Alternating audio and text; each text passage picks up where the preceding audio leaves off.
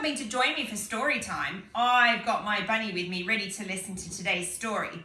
And you know what? It's one of my favourite stories. I used to love listening to this story when I was a little girl. Now, some of you might have heard this story before, but I don't know if you have or not. So I would like to share it with you today, if that's okay. And today, I would like to read you Possum Magic. Now, there's no blurb on the back to read, so I'm just going to start reading it, okay? Now, this is written by Mem Fox and illustrated by Julie Vivas. Possum Magic. Once upon a time, but not very long ago, deep in the Australian bush lived two possums. Their names were Hush and Grandma Poss. Grandma Poss, and there's Hush. Grandma Poss made bush magic. She made wombats blue, and kookaburras pink.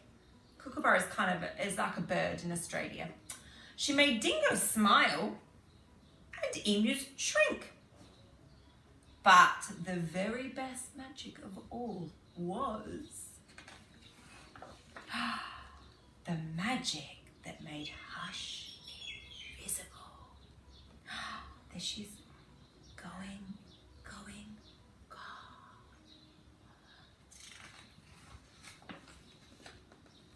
What adventures Hush had. Because she couldn't be seen, she could be squashed by koalas. Can you see her under there? Poor little tail.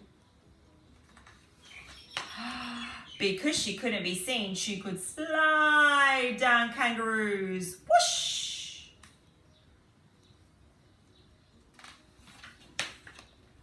Because she couldn't be seen, she was safe from snakes, which is why Grandma Poss had made her invisible in the first place.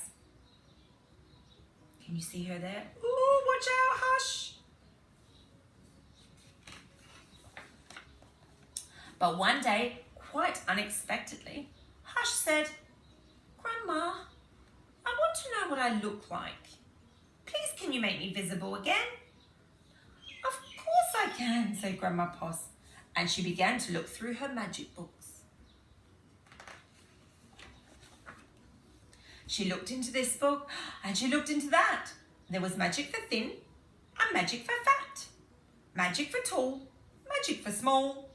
But the magic she was looking for wasn't there at all. See Grandma Poss up there looking in her books. Oh, Grandma Poss looked miserable. Don't worry, Grandma, said Hush. I don't mind. But in her heart of hearts, she did. How do you think she feels, boys and girls? Do you think she might feel a little bit sad? Yeah. All night long, Grandma thought and thought. The next morning, just before breakfast, she shouted, Aha! It's something to do with food. People food, not possum food. But I can't remember what. We'll just have to try and find it. So later that day, they left the bush where they'd always been to find what it was that would make Hush seen. There they go, off on their bike.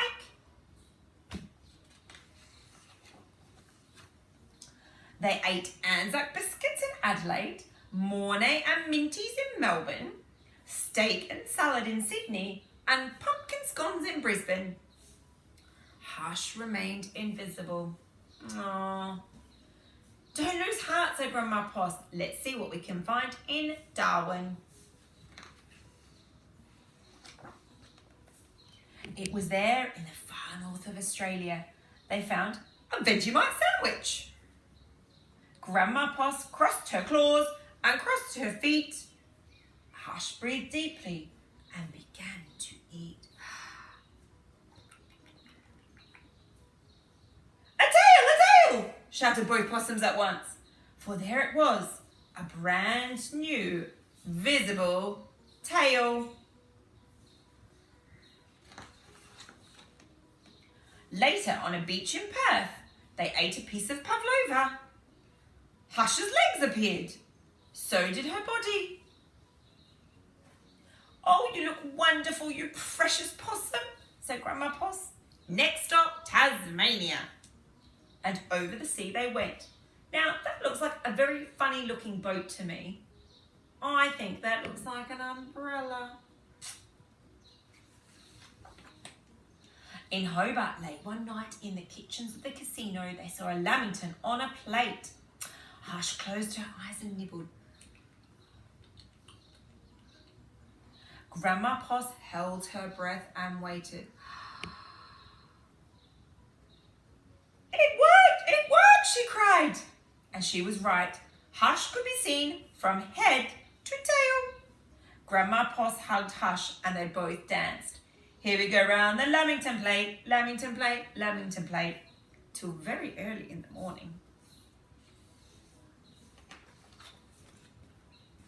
From that time onwards, Hush was visible. But once a year, on her birthday, she and Grandma Poss ate a Vegemite sandwich, a piece of pavlova, and half a lamington, just to make sure that Hush stayed visible forever. And you know what? She did. Here she is.